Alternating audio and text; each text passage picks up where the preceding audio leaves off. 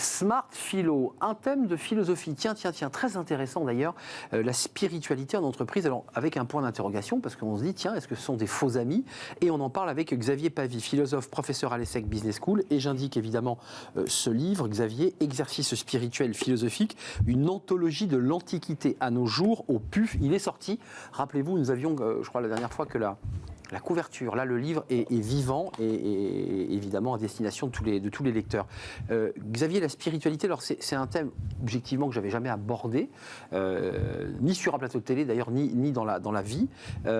Pourquoi on peut définir ça comme de la spiritualité? Comment vous définissez la spiritualité d'abord? Alors c'est intéressant cette introduction parce que en effet on n'en parle pas, pourtant elle est tout le temps présente. Nous avons en permanence notre spiritualité autour de nous et pourtant souvent on la cache parce que ça fait référence souvent à la religion. Et donc on associe religion qui va être de l'ordre de l'intime à une spiritualité qui pourtant n'a rien à voir avec la religion. La spiritualité a été annexée par la religion. Pendant très très longtemps, lorsque l'on parlait de spiritualité, on devait en référer aux autorités compétentes. Sinon, on était dans l'hérésie, évidemment. Or, pourtant, la spiritualité et la religion sont deux choses totalement différentes. Évidemment, il y a des liens. La spiritualité est forcément liée à la question de l'homme. Comment je vais travailler sur moi, par exemple. La religion, c'est je me réfère à un dogme et à une certitude vis-à-vis du dogme. Et je m'y plie souvent. Et je m'y plie, puisque, évidemment, il y a quelqu'un, quelque chose, une force tout là-haut, force qui va effectivement jouer sur cette dimension-là. La spiritualité, c'est pas ça. Et on pourrait dire que si la religion est toujours une spiritualité n'est pas toujours une religion. Clairement. Vous distinguez bien le religieux du spirituel. Juste d'un mot, parce que ce débat, nous l'avons eu il y a quelques temps sur ce plateau, la place du religieux dans l'entreprise, c'est plus compliqué, parce qu'il y a quand même des débats qui ont été liés au fait qu'on puisse exercer ou pas sa religion dans l'entreprise, et là, il y a des règles très précises. La spiritualité, je m'autorise, c'est très invisible, c'est très impalpable. La spiritualité, elle est impalpable, sauf si l'on pense à la spiritualité de l'homme, et dès lors, la notion de comportement. Comment est-ce que je me comporte? Eh bien, quand vous pensez à votre comportement, à votre attitude, vous vous comportez en fonction du travail sur votre spiritualité. Ce que, par exemple, dans ce livre, où évidemment Pierre Hadot avait mentionné ça il y a très longtemps, la notion d'exercice spirituel. Et cette dimension-là, c'est exercer sa spiritualité. Alors évidemment, ça peut faire peur ou ça peut intimider, évidemment, mais il y a quelque chose de très palpable sur la façon avec laquelle je me comporte en fonction de ma spiritualité. Tiens, question au philosophe, la spiritualité, c'est une éthique en entreprise? C'est une manière d'être? Comment on peut la quantifier, la qualifier concrètement? Non, je ne crois pas que ce soit une éthique, que ce soit l'exercice spirituel. L'exercice spirituel, c'est quelque chose d'assez défini. L'exercice spirituel, ça a été défini globalement, on va le dire, avec 3 écoles antiques. Les épicuriens, les stoïciens et les cyniques. De manière très claire. C'est un discours écrit ou oral, et ce discours écrit ou oral va être quelque chose que l'on va travailler sur soi en permanence, que l'on va se répéter, afin de pouvoir réussir à assurer un meilleur être, un mieux vivre. Je vais vous donner quelques exemples. Les stoïciens, la phrase très connue, que vous connaissez, je suis sûr Arnaud, il y a des choses qui dépendent de soi, des choses qui n'en dépendent pas. Ce sont les stoïciens.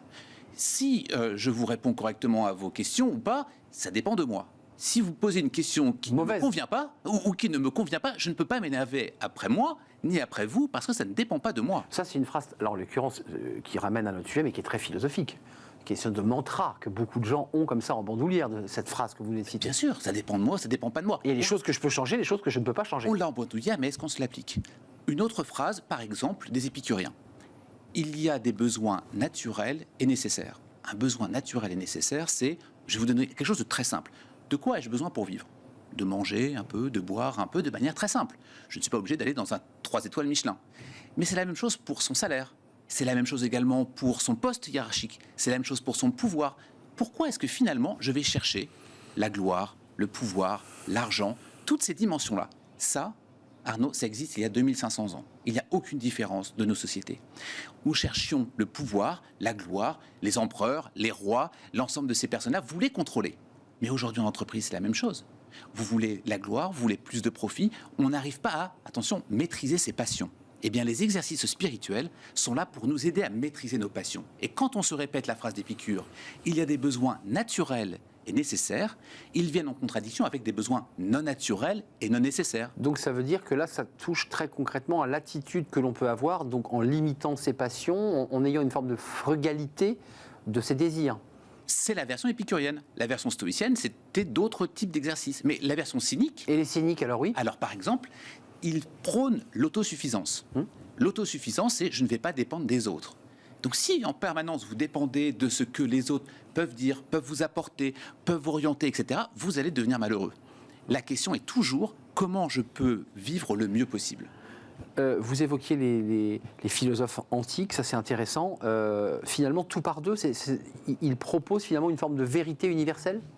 Oui, il y a clairement une vérité universelle. On peut parler d'exercice spirituel contemporain. La notion d'art, par exemple, a beaucoup été travaillée comme un exercice spirituel contemporain. Ça, c'est évidemment très récent dans notre espace. Exactement. La notion, avec Foucault, d'esthétique de l'existence, par exemple. La notion d'imagination, la notion d'usage du corps, également, pourrait être un exercice spirituel contemporain. Ces dimensions-là sont importantes. Elles sont plus contemporaines, je dirais plus contemporaines parce qu'on peut d'une certaine manière se rendre compte qu'elles étaient présentes dans l'Antiquité, mais l'espace contemporain les a remis au goût du jour, si l'on peut dire. Xavier, c'est une question, j'y mets un peu de sourire, mais il y a rarement dans un entretien individuel ou un entretien de fin d'année, un manager ou un RH qui vous dit « je vais vous augmenter parce que vous avez été très spirituel ». Ça arrive, vous pensez? Puisqu'on n'est pas là, évidemment, pendant ces entretiens, mais ce n'est pas les mots qu'on utilise assez traditionnellement dans un entretien, ce n'est pas les qualités qu'on met en avant pour être augmenté. Oui, mais encore une fois, on utilise le mot spiritualité avec précaution, avec des pincettes, parce qu'on a peur de l'utiliser, parce qu'on le ramène à la religion. La question va être différente, en se posant la question, quelle était ton attitude? Quel a été ton comportement? Pour le dire autrement, on pourrait voir ça de deux manières. Ou bien vous avez la spiritualité au cœur de l'organisation. Vous avez, on en a déjà discuté ici, Auroville, cette communauté en Inde par exemple, Exactement. dans laquelle il y a des start-up, il y a des entreprises, très clairement. Mais la spiritualité est avant tout. L'autre voie pourrait être de dire, la spiritualité n'est pas au cœur de l'organisation, mais au cœur des employés, des individus. Comment est-ce que vous vous comportez pour mieux vivre les choses? Et puis il y a celles qui n'en ont pas du tout. Eh bien, cette dimension-là, elle est fondamentale, parce que lorsque l'on parle de la question du sens, etc., ou l'entreprise peut vous la donner, ou alors vous la donnez à vous-même. Mais si elle n'existe ni dans un cas, ni dans un autre, vous vivrez moins bien. Donc il faudrait la faire venir ou l'inventer, quoi. La créer et s'exercer. L'exercer, c'est l'exercitium en latin, c'est-à-dire s'entraîner, travailler. L'exercice spirituel, je l'ai dit, c'est un discours, écrit ou oral, mais c'est également une pratique. Et c'est une pratique quotidienne. On dit toujours que c'est la théoria et la praxis. Et la théoria et la praxis, c'est l'avers et le revers d'une même pièce. Et on doit pratiquer les deux. Merci de nous avoir éclairé sur ce sujet dont, reconnaissons-le, on ne parle pas, ou jamais d'ailleurs, pour les raisons que vous évoquiez, parce que ce mélange, cette ambiguïté entre religion et spiritualité, et ce n'est pas la même chose. Merci Xavier Pavie d'être venu nous rendre visite. Je rappelle votre livre Exercice, ça tombe très bien, Exercice spirituel, philosophique. C'est le thème que vous avez développé en partie dans cette chronique, une anthologie de l'Antiquité à nos jours. C'est sorti chez PUF, ça vient de sortir. On fait une courte pause, on va revenir à un sujet peut-être plus prosaïque, avec le président de la Fédération française du bâtiment, la situation du secteur, tant sur le plan des recrutements, mais sur la réalité quotidienne de cette crise et cette guerre en Ukraine, qui va impacter et qui impacte déjà les artisans. On va en parler avec son président juste après la pause.